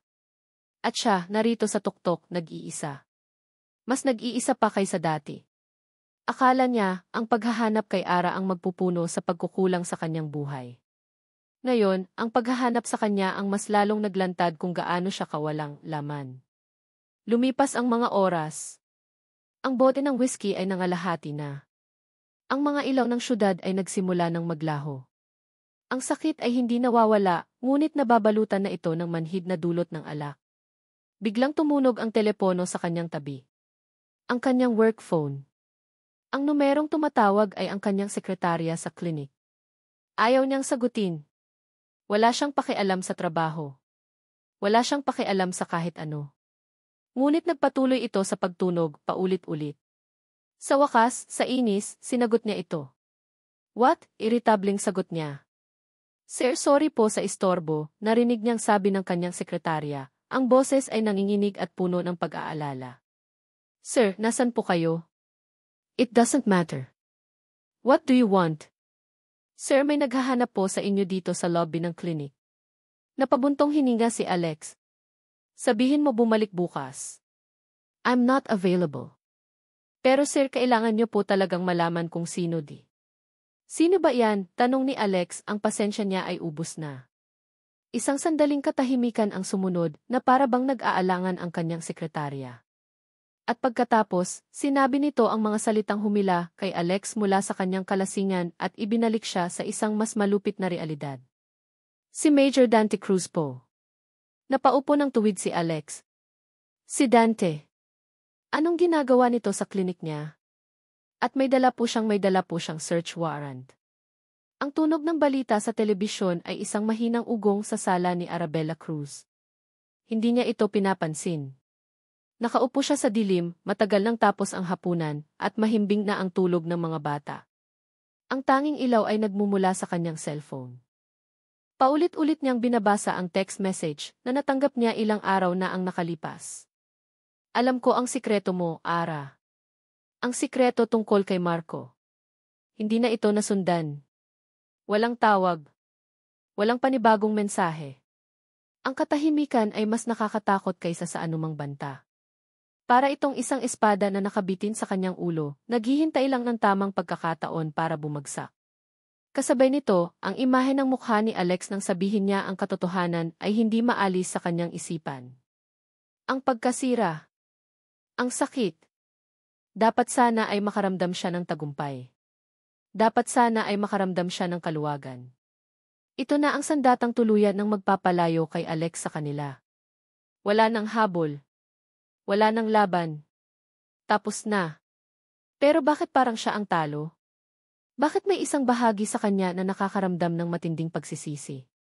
Dahil nakita niya ang sakit sa mga mata nito. At ang sakit na iyon ay pamilyar. Ito ang parehong sakit na naramdaman niya 8 taon na ang nakalipas sa gabing iyon sa malamig na kondo unit. Biglang nag-vibrate ang kanyang cellphone at halos mabitawan niya ito sa gulat. Pangalan ng kanyang kuya ang nasa screen. Huminga siya ng malalim bago sagutin. Kuya! Buhay ka pa pala, sarkastikong sabi ni Dante sa kabilang linya. Ilang araw na kitang tinatawagan, hindi ka sumasagot. Sorry, kuya. Marami lang hindi niya matapos ang sasabihin. I know. Nabalitaan ko ang nangyari sa kalsada, sabi ni Dante. Buti naman at ginamit mo na rin ang utak mo, Ara. Sinabi mo na sa wakas ang totoo. Mayroong tono ng tagumpay sa boses ni Dante, ngunit hindi ito nakapagpagaan sa loob ni Ara. Ngayon, oras na para tapusin ang laban na ito, pagpapatuloy ni Dante. Anong ibig mong sabihin, kuya? Tanong ni Ara, biglang kinabahan. Buksan mo ang hihi mo. In his news. Nanginginig ang mga kamay ni Ara habang kinukuha ang remote control. Inilipat niya sa channel na sinabi ng kanyang kuya. Ang bumungad sa kanya ay ang pamilyar na harapan ng Del Rosario Heart Clinic. Ngunit ngayon, may mga police car sa harap nito. May mga reporter. May mga pulis na pumapasok sa loob. At sa ibaba ng screen, isang gumagapang na headline, kilalang heart surgeon, iniimbestigahan dahil sa hinala ng fraudulent transactions. Nanlamig ang buong katawan ni Ara. Kuya, ano to? Bulong niya, hindi makapaniwala sa nakikita. Ginamit ko na ang mga alas natin, kalmadong sagot ni Dante. Habang mahina siya, habang nalilito, doon tayo atake. Isang anonymous tip tungkol sa mga kahina-hinalang supplier niya. Isang search warrant. Hindi natin kailangang manalo sa kaso, Ara. Ang kailangan lang natin ay ang ingay. Ang iskandalo. Para ipakita sa kanya na kung lalabanin niya tayo, sisirain natin siya. Nakatingin lang si Ara sa screen, sa imahe ng gusaling pinaghirapan ni Alex, na ngayon ay dinudungisan sa pambansang telebisyon. Ito na ba ang paraan? Ang sirain ang buhay ng isang tao para lang maprotektahan ang sarili. Ang pagiging biktima ba ay nagbibigay sa kanya ng karapatan na manakit din? Kuya, hindi ito tama, sigaw niya sa telepono, ang pagkakasala at galit ay naghahalo sa kanyang dibdib. Tama o mali, hindi na iyon ang usapan dito, Ara, ganti ni Dante, tumaas na rin ang boses. Kaligtasan ninyo ang usapan dito. Ayoko nang makita kang umiiyak ulit. Ayoko nang makita kang takot. Ginagawa ko lang kung ano ang dapat para sa'yo. Pero hindi sa ganitong paraan. Wala nang ibang paraan, sigaw ni Dante. Binigyan mo na siya ng kapangyarihan laban sa'yo noong sinabi mo ang totoo tungkol kay Marco. Pwede niyang gamitin iyon para sabihing sinungaling ka. Isang unfit mother. Ito ang panlaban natin. Para malaman niya na may hawak din tayong baril na mas malaki kaysa sa kanya. Katahimikan. Tanging ang boses lang ng news anchor mula sa D ang maririnig. Naramdaman ni Ara ang pagod. Ang pagod sa paglaban, sa pagtatago, sa pagiging takot. Siguro tama ang kuya niya. Siguro ito na nga ang tanging paraan. Isang mabilis at maruming laban para matapos na ang lahat. Biglang bumukas ang pinto ng kwarto. Nakatayo roon si Marco, kinukusot ang kanyang mga mata. Narinig siguro nito ang sigawan nila. Napatingin ito sa telebisyon. Nakita niya ang gusali. Nakita niya ang mga pulis. At pagkatapos ay tumingin ito kay Ara, ang mga mata ay puno ng isang tanong na hindi niya kayang sagutin. Mama ni. Ang boses nito ay maliit at puno ng pagkalito. Yung tito doktor, masama po ba siyang tao? Ang inosenteng tanong ay parang isang punyal na direktang tumusok sa puso ni Ara. Paano niya sasagutin iyon? Paano niya ipapaliwanag ang isang gusot na kahit siya mismo ay hindi maintindihan? Sa mga mata ng kanyang anak, nakita niya ang imahe ni Alex na nagtutulak ng duyan, na nagkukwento tungkol sa mga bituin. At pagkatapos ay nakita niya ang imahe ng parehong lalaki na sinisira ng kanyang sariling pamilya sa telebisyon. At sa sandaling iyon, alam ni Ara na sa laban na ito, walang mananalo. Lahat sila ay talo. Lalo na ang mga bata. Ang tunog ng search warrant ay ang huling pako sa kabaong ng katinuan ni Alejandro Del Rosario. Ang sumunod na 2 araw ay isang malabong bangungot. Ang kanyang pangalan, na dati binabanggit ng may paggalang at paghanga, ngayon ay binabanggit sa mga balita, kasama ng mga salitang key fraud, investigasyon at iiskandalo. Ang mga pasyente ay nag-cancel ng kanilang mga appointment. Ang mga staff sa clinic ay hindi makatingin sa kanya ng diretsyo. Ang mga miyembro ng board ng ospital kung saan siya consultant ay nagpatawag ng isang emergency meeting. Ang kanyang career, ang bagay na binuo niya, pinaghirapan, at isinakripisyo ang lahat, pati na ang kanyang unang pamilya, ay unti-unti ngayong gumuho sa kanyang harapan. Ngunit hindi iyon ang pinakamasakit. Ang pinakamasakit ay ang katahimikan. Paulit-ulit niyang tinawagan si Ara. Ang bawat tawag ay napupunta lang sa voicemail. Isang malinaw na mensahe, ayaw na nitong makipag-usap. Tapos na. Nakaupo siya ngayon sa gitna ng kanyang magulo at madilim na penthouse. Ang bote ng whiskey ay halos ubos na. Ang mga dyaryo na naglalaman ng kanyang mukha sa front page ay nakakalat sa sahig, kasama ng mga basag na piraso ng kanyang cellphone. Nawala na ang lahat. Nawala ang pagmamahal na akala niya inahanap na niya muli. Nawala ang pamilyang akala niya ibubuin niya. At ngayon, nawawala na rin ang propesyon na naging buhay niya. Sino si Alex Del Rosario kung wala ang lahat ng iyon? Isa lang siyang lalaking nag-iisa sa isang malaking bahay, lasing at talunan. Isang mapait na tawa ang kumawala sa kanya. Pinaglaruan siya ng tadhana. Ang lahat ng kanyang kayamanan at kapangyarihan ay walang silbi. Si Major Dante Cruz, gamit ang sistema na dapat sana inagpoprotekta, ang siyang sumisira sa kanya. At si Ara, ang babaeng sinaktan niya, ay hinayaan lang itong mangyari. Sino nga ba naman ang hindi? Kasalanan niya ito. Lahat ng ito. Napapikit siya, at sa gitna ng kalasingan, isang alaala ang biglang lumitaw sa kanyang isipan. Isang alaala na matagal na niyang ibinaon sa limot. Bata pa siya, siguro mga 10 taong gulang. Nakaupo siya sa hagdanan ng kanilang bahay, naghihintay. Nangako ang kanyang ama na isasama siya sa panonood ng scene. Nakabihis na siya. Hawak na niya ang kanyang ipon. Ngunit lumipas ang mga oras. Dumating ang gabi. Hindi dumating ang kanyang ama. Kinabukasan, narinig niya ang pag-aaway ng kanyang mga magulang. Ang kanyang ama ay may iba na palang pamilya. Hindi na ito babalik. Ang sakit ng pag-abandona. Ang sakit ng pagiging hindi sapat. Ang sakit ng pagiging hindi pinili. Ang sakit na iyon, na akala niya ay matagal nang naghilom, ay biglang bumalik. At sa sandaling iyon, nakita niya ang sarili niya, hindi kay Iliolia ng mga kadugo niya, kundi kay Marco. Isang bata na may ibang ama. Isang batang inaalagaan ng isang ina na may dalang sakit mula sa nakaraan. Isang batang marahil ay naghahanap din ng isang figura ng ama na hindi niya kailanman nakilala. At ano ang ginawa niya? Nang malaman niya ang katotohanan, ang una niyang naramdaman ay galit dahil sa panloloko. Ang una niyang inisip ay ang kanyang nasaktang ego. Hindi niya inisip si Marco. Hindi niya inisip ang nararamdaman ng bata. Mahal ko si Marco. Nasaan ang pagmamahal sa ginawa niya? Nasaan ang pagmamahal sa pagtalikod niya? Ang pag-ibig ba ay nasusukat lang sa dugo? Ang pagiging ama ba ay nakabase lang sa isip? Ang kanyang sariling ama ay kadugo niya, ngunit iniwan siya nito.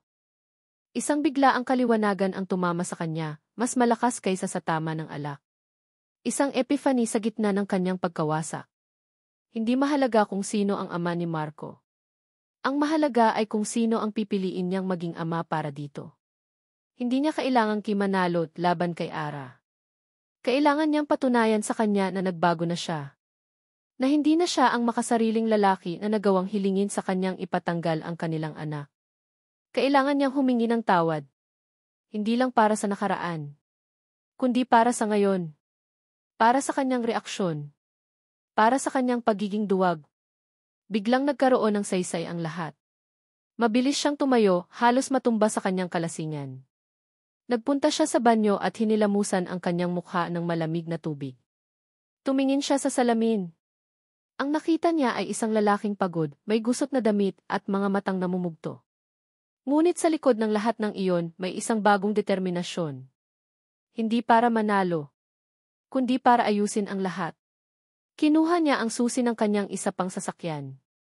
Hindi niya kailangan ang kanyang telepono. Alam niya kung saan pupunta. Kailangan niyang makita si Ara. Kailangan niyang sabihin sa kanya ang lahat. Hindi na bilang isang kaaway na gustong manalo, kundi bilang isang taong nagsisisi at gustong magsimulang muli. Nagmamaneho siya sa mga kalsada ng Santa Rosa, hindi alintana ang bilis. Bawat ilaw trapiko na kanyang nilalampasan ay isang hakbang palapit sa kanyang katubusan o sa kanyang tuluyang pagkawasak. Nang malapit na siya sa subdibisyon ni Naara, nagdahan-dahan siya. At doon, sa ilalim ng isang poste ng ilaw, natanaw niya sila. Nakatayo si Ara sa labas ng kanilang bakuran, kausap ang kanyang kapatid na si Dante. May hawak na folder si Dante. Mukhang seryoso ang kanilang pinag-uusapan.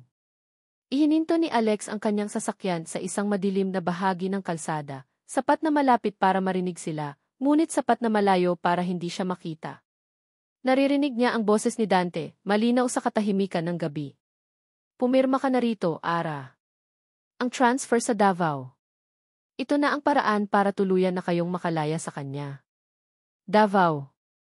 Ang salitang iyon ay tumama kay Alex na parang isang bala ng baril. Ilalayo nila ang mga bata. Ilalayo nila si Ara. Ilalayo nila ang lahat. Nakita niya ang pag-aalinlangan sa mukha ni Ara. Nakita niya itong kinuha ang ballpen na iniaabot ni Dante. Ito na ang huli niyang pagkakataon. Kung hindi siya kikilos ngayon, mawawala na sila. Mawawala na sila magpakailanman. Nakita ni Alex ang ballpen sa kamay ni Ara.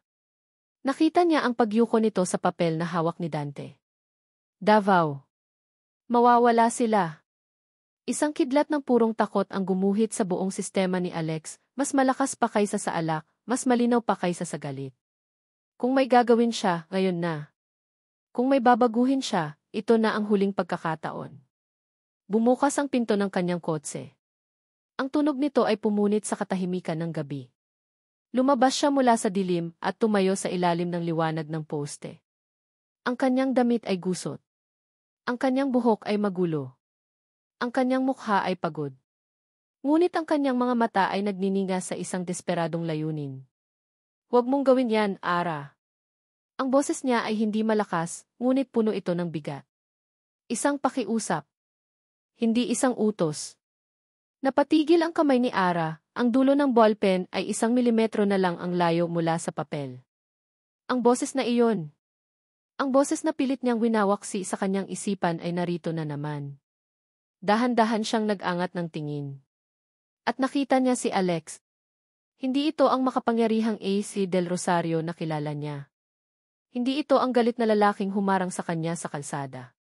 Ang nakatayo sa harapan niya ay isang lalaking mukhang winasak ng mundo. Isang lalaking mukhang nasa dulo na ng kanyang sarili. Naramdaman niya ang paghigpit ng hawak ng kanyang kuya sa kanyang braso. Huwag mo siyang pansinin, Ara. Pirmahan mo na. Ngunit ang mga mata ni Ara ay hindi maalis kay Alex. Bakit siya nandito? Ngayon pa? Kung kailan handa na siyang sumuko. Humakbang si Alex palapit, bawat hakbang ay isang pakikipaglaban sa sarili niyang pride.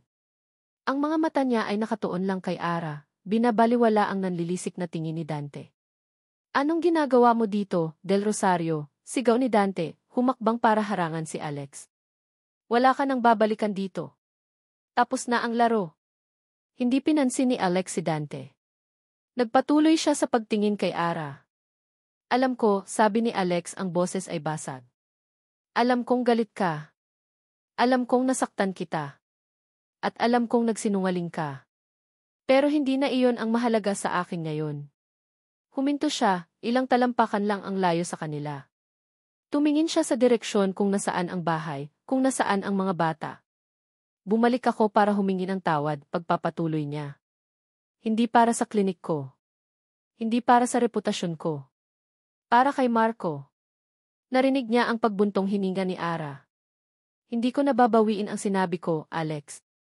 Hindi mo siya anak, sabi ni Ara, ang boses ay matigas pa rin, ngunit may bahid ng pagod. Alam ko, sagot ni Alex at isang mapait na ngiti ang sumilay sa kanyang labi. Pero hindi mo pwedeng bawiin ang nararamdaman ko. Tumingin siyang muli kay Ara, ang kanyang mga mata ay puno ng isang katapatan na ngayon lang nakita ni Ara. Mahal ko si Marco. Mula sa unang araw na nakita ko siya sa ospital. Mahal ko siya noong kinuwento ko sa kanya ang tungkol sa mga bituin. At mahal ko siya kahit nalaman ko ang totoo. Anak ko siya. Sa puso ko, anak ko siya. Ang drama mo, singhal ni Dante. Huwag kang maniwala dyan, Ara. Isa siyang sinungaling. Isang manloloko na sisirain ang lahat para lang makuha ang gusto niya. Tama, ye. Ang sigaw ni Alex ay umalinggaw sa buong kalye. Isang sigaw na puno ng sakit at pag-amin. Nagulat si Dante sa biglaang pagsang-ayon. Tumingin si Alex kay Dante, ngunit ang mga salita niya ay para kay Ara. Tama ka, Major. Isa akong sinungaling. Isa akong manloloko. Sinira ko ang lahat para makuha ang gusto ko. Sinira ko ang buhay niya. Sinira ko ang pamilya namin. Bumaling siyang muli kay Ara, ang mga mata ay nagsimula ng mamasa. Pero hindi mo alam ang totoong dahilan, Major, sabi ni Alex, ang boses ay naging isang pabulong na puno ng lason at pagsisisi. Hindi mo alam ang tunay na kasalanan ko. Tumingin siya kay Ara, at sa mga mata nito, nakita niya ang takot. Ang pagmamakaawa na tumigil na siya. Ngunit huli na ang lahat. Kailangang lumabas. Kailangang masabi. Para maintindihan ng lahat. Akala mo umalis siya dahil sa ibang babae. O dahil sa pagiging abala ko sa trabaho, umiling si Alex. Hindi. Huminga siya ng malalim at binitiwan ang bomba na 8 taon niyang itinago sa kaibuturan ng kanyang kaluluwa. Kasalanan ko kung bakit siya umalis? Dahil pinilit ko siyang ipatanggal ang una nating anak. Ang hangin ay tila ninakaw mula sa mga baga ni Ara. Ang sikretong iyon.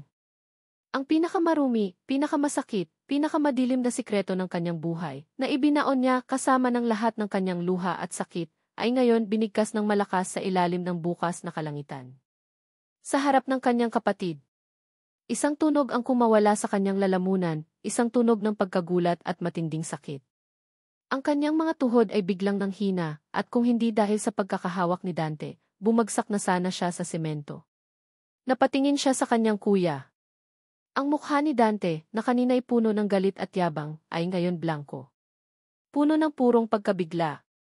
Ang bibig niya ay bahagyang nakabuka. Hindi makapaniwala. Ang lahat ng kanyang paghihiganti, ang lahat ng kanyang proteksyon, ay nakabase pala sa isang hindi kumpletong kwento. At doon, bumigay na si Ara. Ang pader na 8 taon niyang pinatatag ay tuluyan ng gumuho. Ang mga luha ay bumuhos mula sa kanyang mga mata, hindi na mga patak, kundi isang agos. Mga luha para sa nakaraan, para sa kasalukuyan, para sa anak na hindi niya kailanman nakita, para sa sakit na kinimkim niya ng napakatagal.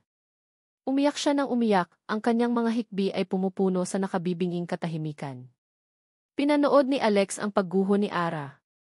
Bawat hikbi nito ay isang patalim na tumatarok sa kanyang puso. Kasalanan niya. Ang lahat ng ito ay kasalanan niya. Nilamon siya ng matinding pagsisisi. Wala siyang karapatang lumapit. Wala siyang karapatang hawakan ito. Ang tanging magagawa niya ay tumayo roon at tanggapin ang sakit na dulot ng kanyang mga salita. Nang bahagyang tumahan si Ara, at tanging mahihinang hikbi na lang ang maririnig, naglakas loob siyang magsalita. Lumapit siya, isang hakbang na lang ang layo. Tumingin siya sa babaeng winasak niya, noon at ngayon.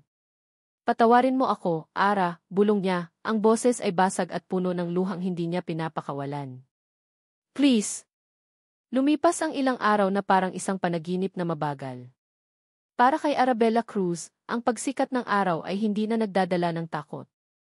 Ang paglubog nito ay hindi na nagdadala ng pangamba.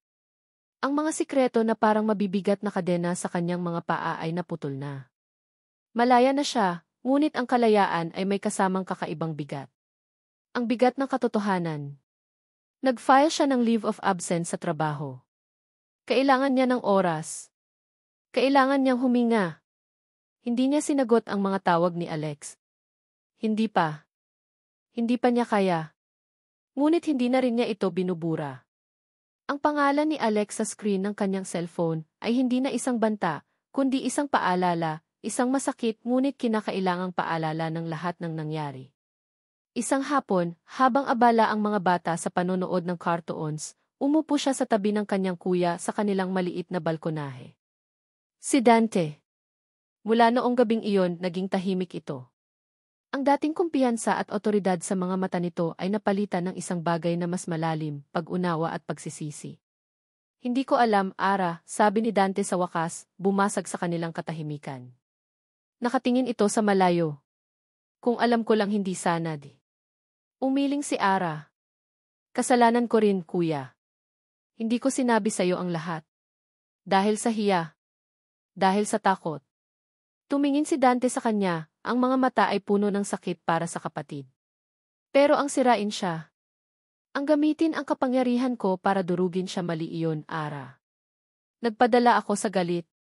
Dahil mahal mo kami, kuya, sabi ni Ara, at sa unang pagkakataon, isang maliit na ngiti ang sumilay sa kanyang labi. Isang ngiting pagod, ngunit totoo. Dahil gusto mo kaming protektahan.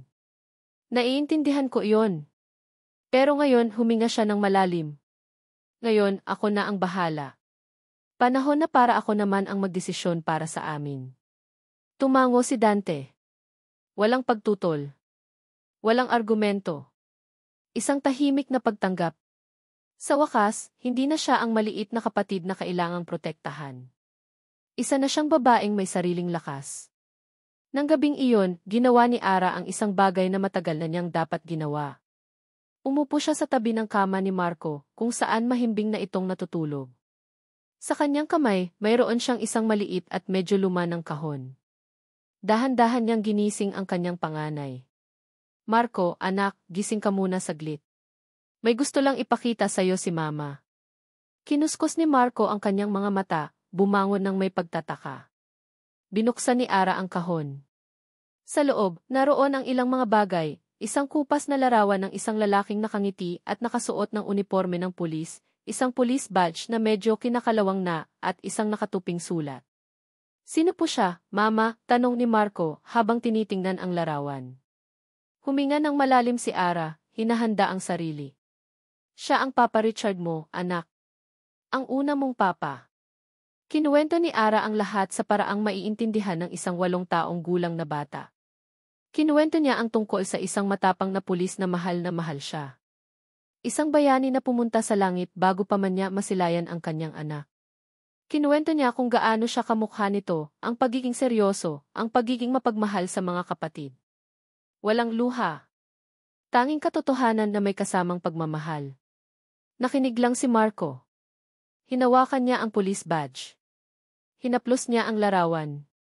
Hindi siya nagsalita, ngunit nakita ni Ara ang pag-unawa sa mga mata nito. Mama, sabi ni Marco pagkatapos ng ilang sandali ng katahimikan. Kaya po ba galit kayo kay Tito Doktor? Natigilan si Ara sa tanong. Matalino ang anak niya. Masyadong matalino. Hindi na galit si Mama, anak, sagot niya, at sa pagsasabi niya yon, naramdaman niyang totoo pala. Nagkamali si Mama. Nagkamali rin si Tito Doktor. Pareho kaming may mga pagkakamali. Tumingin si Marco sa kanya, ang mga mata ay seryoso. Gusto niya po ba tayong saktan? Umiling si Ara. Hindi. Sa tingin ko, gusto niyang bumawi. Gusto niyang maging bahagi ng buhay natin. Isang mahabang katahimikan ang namagitan sa kanila. Tila pinoproseso ni Marco ang lahat. Pagkatapos, nagtanong ito ng isang tanong na halos nagpaiyak kay Ara. Gusto mo ba siyang maging papa, anak? Tanong niya sa isang mahinang boses. Nag-isip si Marco. Tumingin ito sa larawan ni Richard, pagkatapos ay tumingin sa bintana, na para bang hinahanap ang mga bituin na ikinuwento sa kanya ni Alex. Pwede po bang dalawa? Inosenteng tanong nito. Si Papa Richard na nasa langit at si Tito Doktor na nandito. Sa sandaling iyon, lahat ng takot at pag-aalinlangan ni Ara ay naglaho. Niyakap niya ng mahigpit ang kanyang anak. Anak, pwedeng-pwede. Kinabukasan, habang nag-aalmusal, naramdaman ni Ara ang isang bagong gaan sa kanyang dibdib. Pinanood niya ang kanyang 4 na anak, ang kanyang 4 na milagro. Sila ang kanyang lakas. Sila ang kanyang dahilan. Kinuha niya ang kanyang cellphone. Nagpunta siya sa kanyang mga mensahe. Sa thread ng mga missed calls at hindi nabuksang text mula kay Alex. Huminga siya ng malalim at nagsimulang mag-type. Ang mga daliri niya ay hindi na nanginginig. Isang simpleng mensahe lang. Walang drama. Walang emosyon. Tanging isang imbitasyon. Mag-usap tayo. Walang mga abogado. Walang mga kapatid. Tayo lang. Pinindot niya ang send. Sa kanyang penthouse, halos mapatalon si Alex nang tumunog ang kanyang telepono. Sa loob ng 3 araw, tinititigan lang niya ito, naghihintay, nawawala ng pag-asa. Nang makita niya ang pangalan ni Ara sa screen, ang puso niya ay nagsimulang tumibok ng napakabilis. Binuksan niya ang mensahe. Binasa niya ito. At binasa niya ulit. At sa unang pagkakataon sa loob ng napakatagal na panahon, si E. Alejandro del Rosario ay napangiti. Isang tunay taos pusong ngiti. Isang ngiti na hindi dulot ng tagumpay o kayamanan. Isang ngiti na dulot ng isang bagay na mas mahalaga pa sa lahat. Pag-asa. Lumipas ang ilang buwan. Ang tag-araw ay naging tag-ulan at pagkatapos ay naging malamig na simoy ng Disyembre. Ang mga sugat, bagamat hindi pa tuluyang naghihilom, ay hindi na sariwa. Ang sakit ay napalitan na ng pag-unawa. Sa isang maliit na hardin sa likod ng bahay ni Ara, ang hangin ay puno ng amoy ng iniihaw na barbecue at ng halakhak ng mga bata. Nakaupo si Alex sa isang maliit na upuan, hawak ang isang gitara. Sa tabi niya, si Marco, seryosong nakikinig sa bawat salita niya. Okay, ganito, Marco. Ang daliring ito, dito sa unang fret. Yan. Tapos itong isa, dito sa pangalawang string, mahinahon na turo ni Alex. Subukan mong istrum. Sinubukan ni Marco. Ang tunog ay sintonado at garalgal. Nagtawanan silang dalawa. Mahirap po pala, sabi ni Marco, napakamot sa ulo. Lahat ng bagay mahirap sa simula, sabi ni Alex, ginulo ang buhok ng bata. Ang importante, sinusubukan mo. Ulit. Mula sa kusina, pinanood sila ni Ara. Ang puso niya ay puno ng isang payapang kaligayahan. Nakasuot si Alex ng simpleng t-shirt at shorts, malayo sa dati nitong suot na mamahaling suit. May kaunting uban na sa kanyang buhok na hindi niya napansin noon. Mukha siyang pagod, ngunit masaya. Isang uri ng kasiyahan na hindi nabibili ng pera. Pagkatapos ng gabing iyon ng pag-amin, marami silang pinag-usapan. Mga masasakit na pag-uusap na puno ng luha, pagsisisi at pagpapatawad. Walang naging madali. May mga araw na gusto nilang sumuko. May mga araw na ang bigat ng nakaraan ay halos lumamon sa kanila. Ngunit hindi sila sumuko. Mama, tulungan niyo po kami ni Lia dito sa salad, sigaw ni Maria mula sa kusina. Umiti si Ara at lumapit sa kanyang mga anak na babae. Habang naghihiwa siya ng kamatis, sinulyapan niyang muli ang hardin. Nakita niyang tumakbo palapit si Leo at Lia kay Alex, yumakap sa mga binti nito. Binitiwan ni Alex ang gitara at niyakap ang tatlong bata, si Marco, si Leo at si Lia. Si Maria, nang makita ito, ay tumakbo na rin palabas at sumali sa yakapan. 4 na bata. Nakayakap sa kanya. At sa pagkakataong ito, walang pag-aalinlangan sa mga mata ni Alex. Tanging purong pagmamahal. Binawi ni Alex ang lahat ng kaso. Ipinahinto niya ang kanyang mga abogado. Hinarap niya ang investigasyon sa kanyang klinik ng mag-isa, tinatanggap ang anumang parusa na kailangan niyang harapin.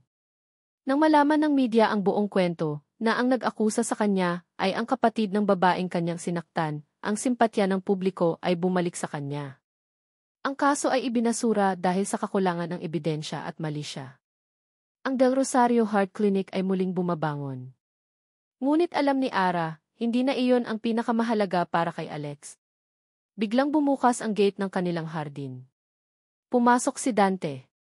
May dala itong isang malaking paper bag mula sa paboritong laruanan ng mga bata. Napatigil ang lahat. Tito Dante, sabay-sabay na sigaw ng kambal at ni Maria. Tumakbo sila palapit dito. Umiti si Dante at ibinigay ang mga laruan. Pagkatapos, nag-angat siya ng tingin. Ang mga mata niya ay nagtagpo sa mga mata ni Alex. Walang ngiti. Walang pagbati. Ngunit wala na rin ang galit. Isang bahagyang tango mula kay Dante. Isang bahagyang tango pabalik mula kay Alex. Isang tahimik na tigil putukan.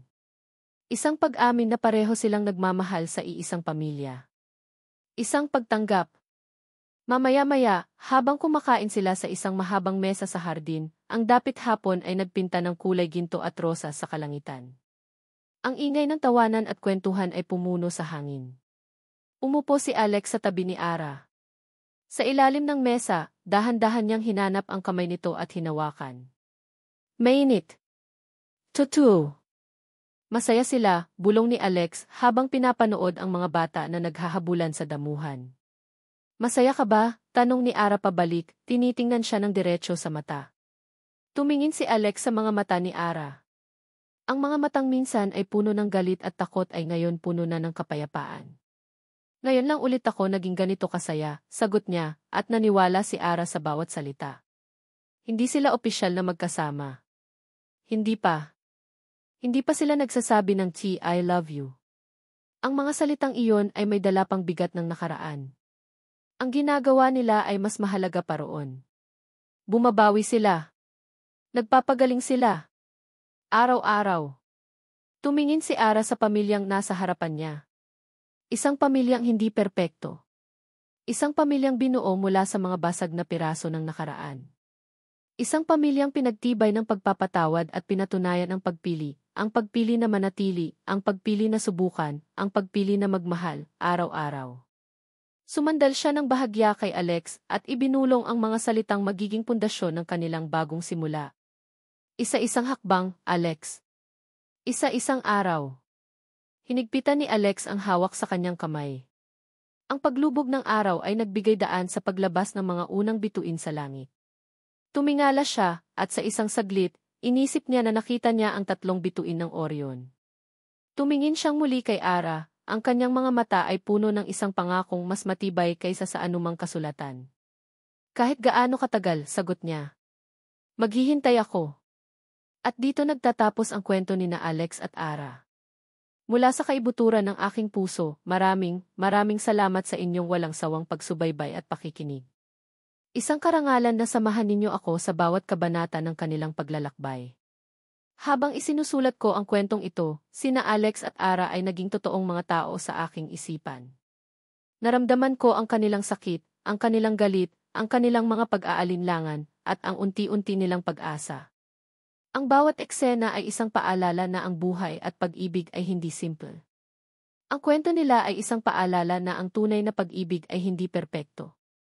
Ito ay magulo, masakit, minsan ay nakakadurog ng puso, ngunit palaging may puwang para sa paghilom at sa pangalawang pagkakataon.